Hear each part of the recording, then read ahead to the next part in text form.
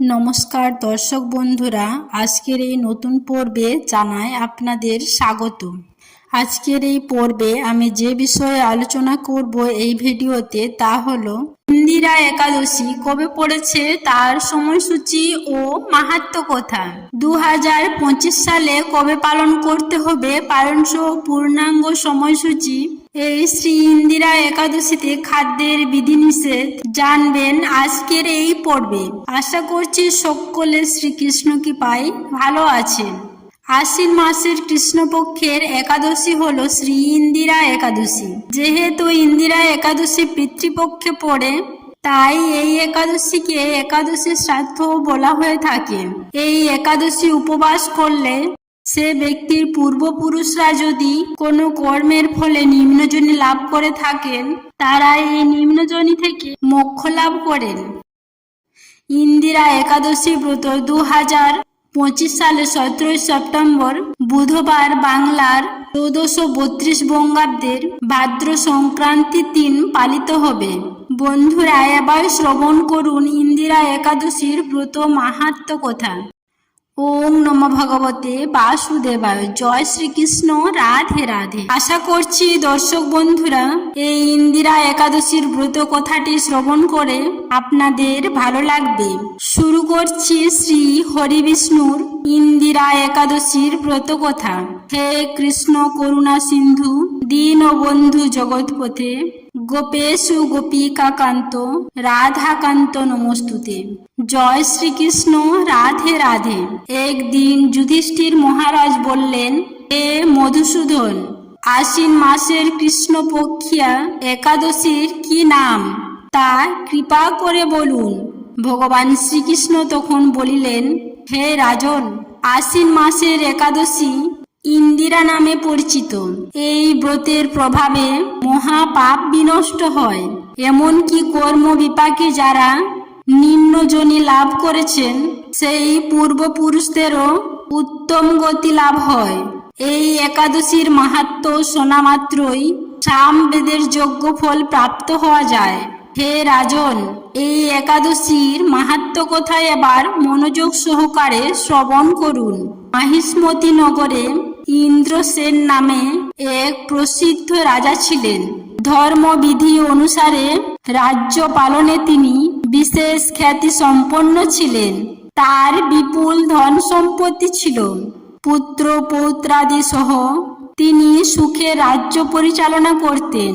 বিষ্ণু ভক্তি পরায়ণা সেই রাজা নিরন্তর শ্রী গোবিন্দ নাম গানে মগ্ন থাকতেন। একদিন মহারাজা সুখের রাজসভায় বসে আছেন। এমন সময় দেবশ্রী নারদ স্বর্গ থেকে পদার্পণ করলেন।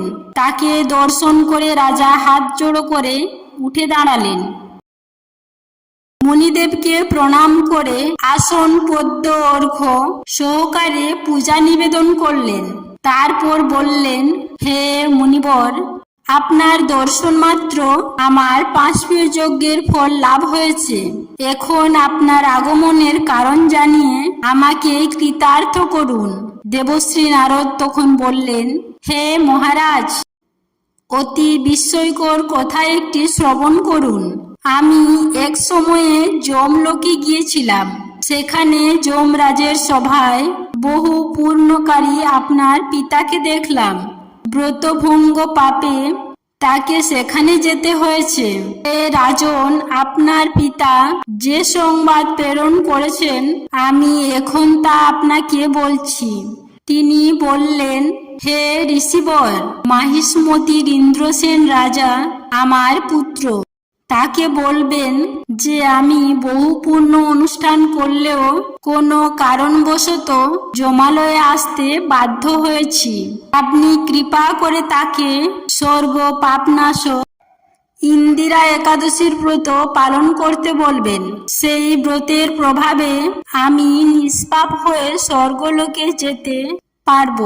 এই কথা জানাবার জন্যই আমার আগমন। হে রাজন, আপনার পিতার মঙ্গল বিধানে আপনি যথাবিধি এই একাদশীর ব্রত পালন করুন। রাজা তখন জিজ্ঞাসা করলেন, হে দেবশ্রী, এই ইন্দিরা একাদশীর বিধি কি? কোন তিথি বা কোন পক্ষে এই একাদশীর ব্রত করা কর্তব্য, তা কৃপা করে আমাকে বলুন। দেবশ্রী উত্তর দিলেন, হে মহারাজ, আশ্বিন মাসের কৃষ্ণপক্ষের দশমীর দিন শ্রদ্ধা সহকারে প্রাতঃ স্নান করবেন, মধ্যাহ্নে ভক্তি ভাবার্ণ হয়ে পুনরায় স্নান করবেন এবং রাত্রিকালে হরিগীতি শয়ন করবেন। একাদশীতে প্রাতঃ কীর্তাদি স্মরণ করে এবং রাত্রিকালে ভূমিতে শয়ন করবেন। পরদিন একাদশীতে প্রাতঃ কীর্তাদি সমাপন করে নিরাহারে থাকবেন। ব্রতের নিয়মাবলী দৃঢ়ভাবে পালন করবেন। হে পুণ্ডলিকাক্ষ, হে অচ্যুত, এই শরণাগতের প্রতি কৃপা করুন। এইভাবে শ্রদ্ধা সহকারে শালগ্রাম পূজা করে পিতার উদ্দেশ্যে ব্রতের ফল অর্পণ করবেন। দ্বাদশীর দিন সকালে ভক্তি ভরে শ্রী গোবিন্দের পূজা করে ব্রাহ্মণ বা দুস্থ মানুষদের ভোজন করিয়ে অবশেষে নিজে মহাপ্রসাদ গ্রহণ করবেন। হে রাজন, বিধি অনুসারে শ্রী হরি এবং ভক্তদের অর্জন করলে আপনার পিতৃবর্গ মুক্তি লাভ করে শীঘ্রই বৈকুণ্ঠ গমন করবে। রাজাকে এই উপদেশ দিয়ে দেবশ্রী নারদ সেই স্থান থেকে প্রস্থান করলেন।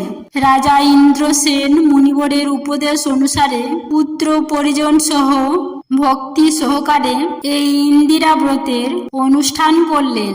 তখন দেবলোক থেকে পুষ্পবৃষ্টি হতে লাগলো এবং তার পিতাও বিষ্ণুলোকে গমন করলেন।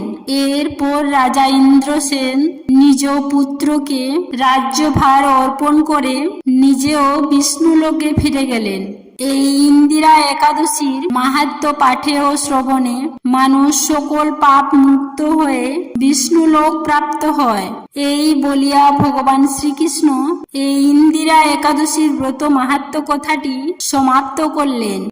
আশ্বিন মাসের শ্রী ইন্দিরা একাদশীতে খাদ্যের কি বিধান রয়েছে? একাদশীর দিন পঞ্চ রবি শস্য ভুলেও গ্রহণ করা যাবে না। তার থেকে তৈরি কোনো জিনিসও খাওয়া যাবে না বা গ্রহণ করা যাবে না। একাদশী ব্রতের দিন অনুকল্প প্রসাদ গ্রহণের বিধান রয়েছে। তবে যেহেতু এটি আশ্বিন মাসের একাদশী, তাই চাতুর্মাসের নিয়ম ধর্ম আশ্বিন মাসে দুধ খেতে নেই। তাই একাদশীর দিন দুধ ভুলেও খাবেন না। দুধের তৈরি জিনিসগুলি কিন্তু খাওয়া যেতে পারে। একাদশী ব্রত পালন করে পরদিন ভোরে স্নান সেরে পারণ সময়ের মধ্যে ভগবানকে পঞ্চ রবিশস্যের ভোগ নিবেদন করে 3 বার ভক্তি সহকারে পারণ মন্ত্র পাঠ করবেন। একাদশীর ফল ভগবান সম্মুখে ভক্তি সহকারে অবশ্যই অর্পণ করতে হয়। তারপর সেই অনুকল্প ভোগ কৃষ্ণ প্রসাদ হিসেবে গ্রহণ করে একাদশী ব্রত পূর্ণরূপে সমাপন করে একাদশী ব্রত ভঙ্গ করতে হয়। তাই একটি কথা মনে রাখবেন, সব সময় একাদশী ব্রতের ব্রত পালন করা শুধুমাত্র উপোস করা নয়, ভগবানের স্মরণ মনন শ্রবণ কীর্তনের মাধ্যমে একাদশীর দিন অতিবাহিত করতে হয়। তাই একাদশী পালনের সময় পরনিন্দা, পরচর্চা, মিথ্যা ভাষণ, ক্রোধ, স্ত্রী সহবাস সম্পূর্ণরূপে নিষিদ্ধ। একাদশী ব্রত দিনে কোনো রকম নেশাদ্রব্য যেমন চা, কফি, পান, সিগারেট, মদ্যপান কোনো জিনিস গ্রহণ করবেন না। এর ফলে একাদশী ব্রত ভঙ্গ হয়ে যায়। শ্রীকৃষ্ণ কৃপায় সকলের মঙ্গল হোক। আশা করছি দর্শক বন্ধুরা এই ইন্দিরা একাদশীর ব্রত কথাটি শ্রবণ করে আপনাদের ভালো লেগেছে। ভালো লাগলে অবশ্যই লাইক করবেন, পারলে সকলের উদ্দেশ্যে শেয়ার করবেন। সকলেই ভালো থাকুন, সুস্থ থাকুন এই কামনা করে আজকের ভিডিওটি আমি এখানেই সমাপ্ত করলাম। নমস্কার ও ধন্যবাদ। ঈশ্বর আপনাদের মঙ্গল করুক।